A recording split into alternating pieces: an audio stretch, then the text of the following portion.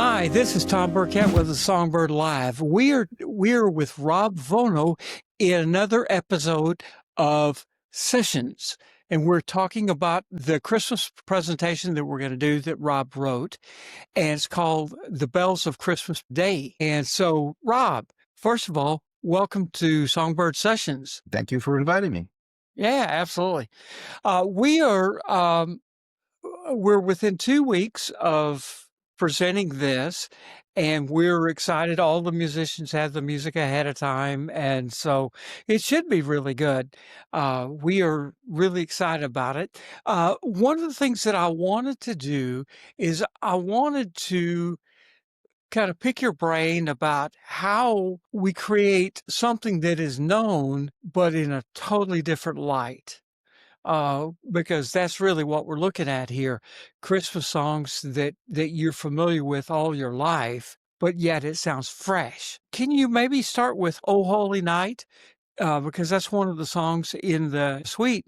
Can you talk about what did you do on "Oh Holy Night" to make it sound different? Well, it's such a beautiful piece. So I thought about what can I bring to this that will filter through me, make it interesting and different. Not just to be different, but to be so that I different from what you would normally hear. One of the things I usually like to do with pieces like that are well known is I tried to find some kind of a thread that goes through this. So, "Oh Holy Night," it was that's what the song was really about, right? The very holy night, Christmas night. And anyway, I thought of some other pieces that I thought would enhance this. So I chose Beethoven. I chose the Moonlight Sonata. And the reason I chose that, well, it has the same kind of a flowing motion to it. For those who are interested in knowing what that is, it's called a compound meter, and it sounds like it's moving in threes, little elements of three, like 1, 2, 3, 1, 2, 3. So the opening of Moonlight Sonata, I thought would be complementary to that. It would enhance it, and I like to do that. I like to put different things together, and that one worked beautifully. So it moves into the "Oh Holy Night" quite nicely. But in addition to that, my brain was thinking, well, why not? What other pieces could we bring in? And the other one that I really love very much, since I'm a Debussy fan and a Ravel fan too, but Debussy's "Clair de Lune," which is another song that is well, ostensibly it depicts nighttime, right? And that's what I was thinking. So that was another piece that I wove into the fabric of "Oh Holy Night." And so the piece will actually begin with the quote from the Moonlight Sonata, and it flows into some of the "Clair de Lune." And those pieces I incorporate as an undercurrent, if you will, behind the "Oh Holy Night." And that was my intention. So it panned out that way while I was working on it. If that So makes you're saying that Sonata will start the piece. It will. Not And yeah, it'll be not exact, but it will be the piano will start it. And yes, it's Moonlight Sonata, but then it moves into the other piece and then into a bit of the Clair de Lune, the opening of Clair de Lune, and then that moves directly into "Oh Holy Night," which used a different, again, I'm a little technical here, a little different, more modern treatment of the chords, more contemporary sound, but not overly so, but just a little bit, just to give it a little bit of spice, a little more flavor to it.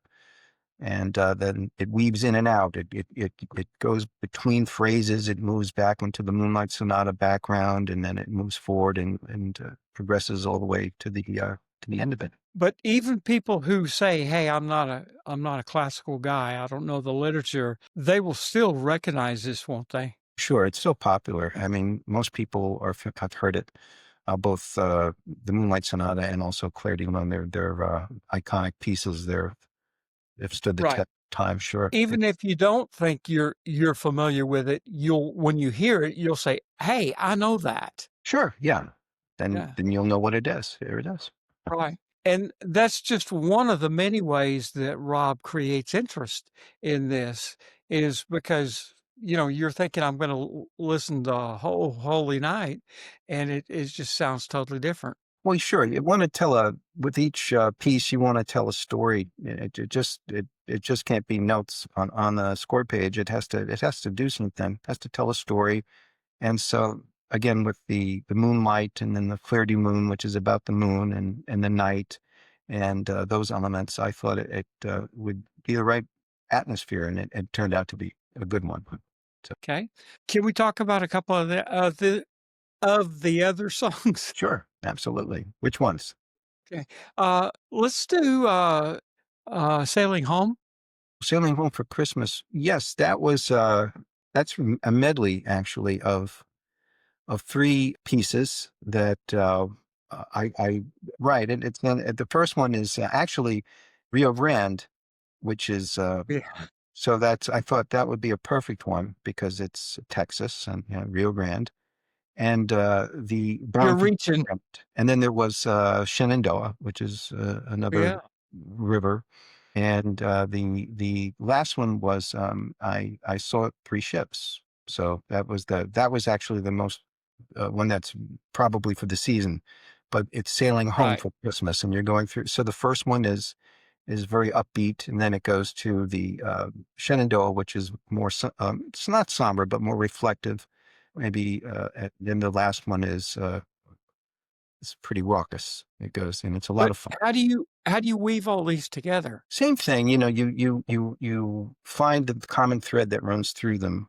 Again, going back to the other piece, the "O Holy Night," similarly with two of the pieces in "Sailing Home," Rio Grande is also in a compound, kind of a three feel, and the "Saw Three Ships" is the same, and it's not I wouldn't say a common, but it's a three-part song form, really, if you really want to get to brass tacks what it really is. So it has a kind of a very upbeat opening, and then it moves to a more reflective section, which then moves on to the end, which is somehow in many ways related to the first part, but any of those three parts. And in between, there's a lot of little things that I like to do, word painting and things like that, where you emphasize certain parts of the song, and you'll hear things like ship's bell and a lot of things like that. A lot of fun little things. Yeah. Which one has the Montuno section? Oh, that would be We Three Kings, yes, and That's what I thought. that was another one that what can we do differently with a piece like that? And I thought let's try it. I think it would sound beautiful as a Latin uh, montuno, which basically a montuno is a pattern that runs throughout. So I composed a pattern that would work with the melody of Rhythmic pattern? it's both rhythmic and it's harmonic. I So see. it's both things, yeah, and it has to work all the way through, and it has to adhere to a certain clave pattern, which is the percussion instrument. It has to adhere to that all the way through. Otherwise, it's not a real Montuna. It's just something else. But it should work a certain way. And that was the challenge through this piece to get it to figure something out that would work all the way through a piece like We Three Kings. Well, and once again, we hear a lot of Latin music here in North Texas, but I don't recall ever hearing a montuno, uh, which is a Cuban groove. So explain that to me. How'd you come up with that? Well, it's again, it's one of those patterns that it's a strict pattern, and that was really what I wanted. And I wanted something a little bit more forceful than, say, another type of a pattern like a bossa nova or even a samba. I wanted something that would be a little more aggressive. It's kind of it's up tempo and it moves along. And it was a bit of a challenge for me to come up with a progression and a pattern that would work all the way through. And so that's why I chose it. It was really for that purpose only. I say, but sure gives it an interesting flavor that we don't hear very much in our Yes. area. Well, that was one of the other reasons I did it, you know, to again to make something different. If you want to present something that maybe has not been done, that's always fun to do, right? And I certainly had never heard it done like that before. Though it starts very slowly. It actually starts with a beautiful piano solo, which you don't expect it to go into this fast montuno. It starts with a beautiful piano solo, and then it's an orchestral full orchestra quoting the middle section of the tune. Then it goes into the up tempo montuno, and it carries all the way out to the end. Okay. It did. N Now let's talk about Deck the Halls. So with Deck the Halls, I was thinking of what could I do with Deck the Halls that would be a lot of fun. And one of the things that I wanted it to be a feature for a trumpet player. And I guess maybe I was reminded of a couple of my early, I'm a trumpet player. So I was influenced very much as a young boy listening to Al Hurt. In fact, that was someone that my parents had with quite a few of his recordings. And songs like Java was one of the tunes that I always remember hearing when he played that. And as a matter of fact, when I was in junior high school, big band, I got to play the exact solo that Al Hurt had recorded because we had an Cool. arrangement of it. So it's a piece that's very dear to me. And I thought, wouldn't it be kind of fun if we could take the essence of Java and kind of push it together with Deck the Halls. And so that's why the title of it is Deck the Halls with Java Jive. And that's the two. So you'll hear it's very Yeah. reminiscent of Java, but it's not Java. It's the spirit of Java in Deck the Halls. And it's a workout for you for the trumpet player. So Yeah. plug. Yeah. I promise that these things are gonna be just knockout arrangements of this stuff. Now, one of the songs that you actually, I think there's a couple of originals here. The one that I absolutely fell in love with was "Flight of the Snow Geese." Talk to us about that. Well, both my wife and I, we both animals of all kinds. And so, cats, dogs, and we also love geese and ducks. And so anyway, those A kind side note is Rob had a pet companion, yes. a duck, as a companion who used to sit out while he's composing every morning.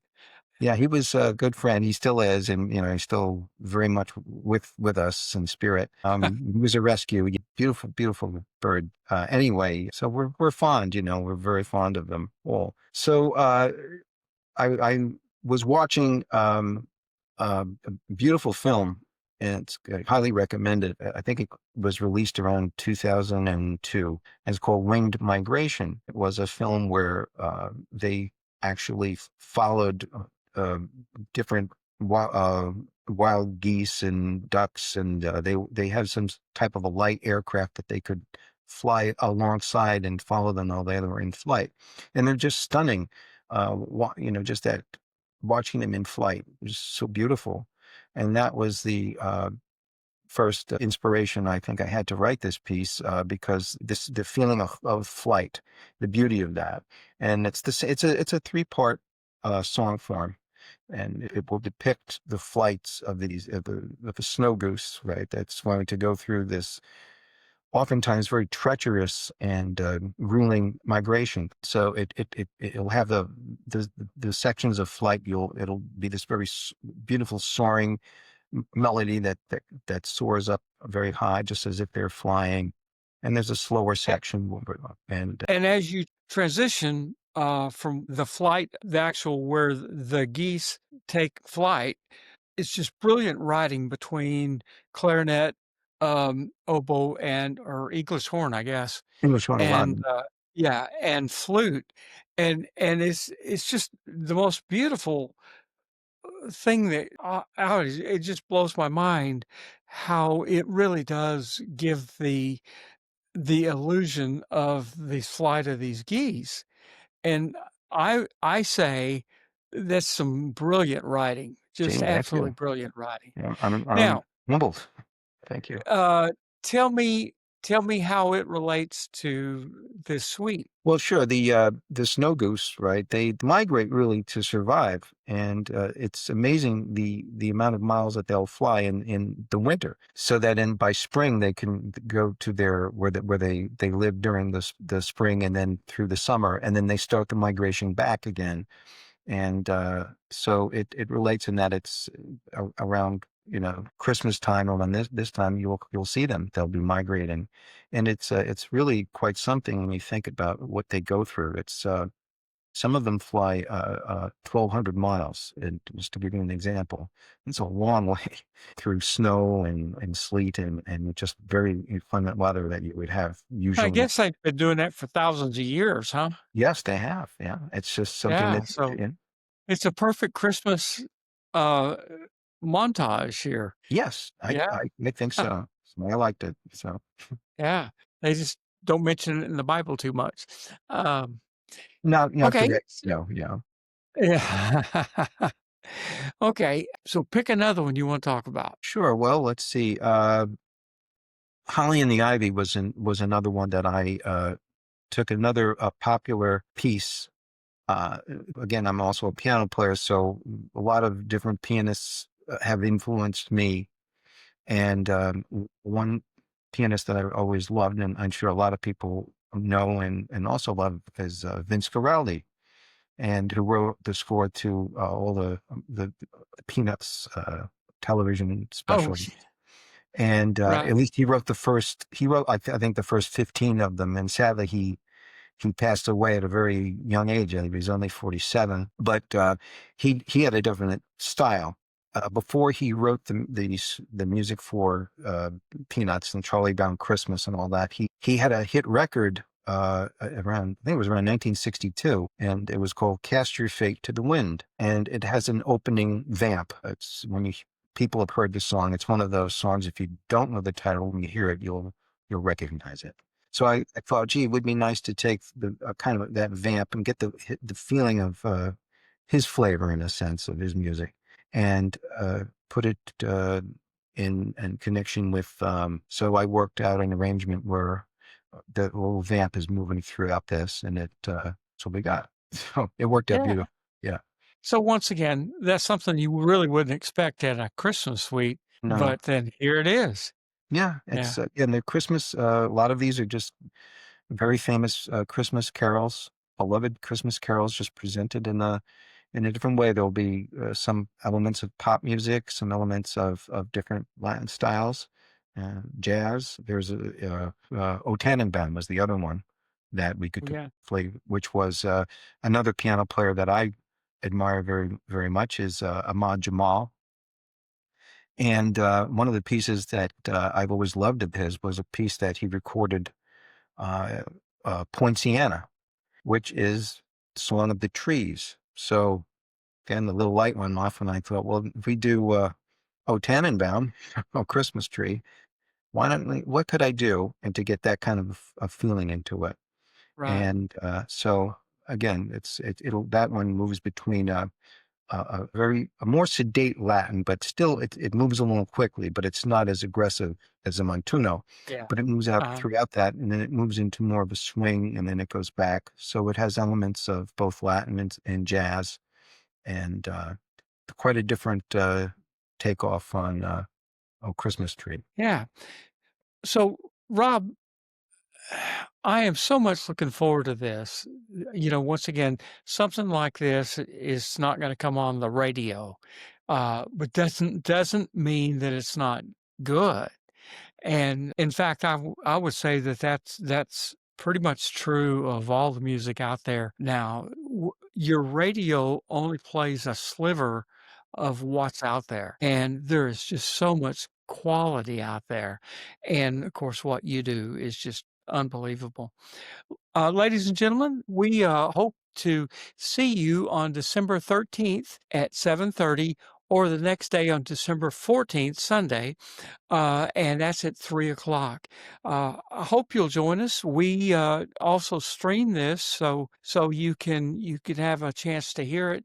What I would encourage you to do is maybe come like on Saturday and then maybe catch it sometime during the week or something like that, because you'll find that this is really worth hearing and hearing again, because it's just so brilliantly written. So once again, I want to thank my friend Rob Vono for joining us here today, and of course, all of the tremendous work that he's put in to writing this real work of art. So, Rob, thank you for joining us today, and we hope to see you on the weekend of December 13th. Ladies and gentlemen, thank you for joining Songbird Sessions. We hope you've enjoyed this. Maybe it'll actually add even more enjoyment whenever you come and listen to this being performed live. Thanks so much. We will see you on December 13th or 14th. Bye bye.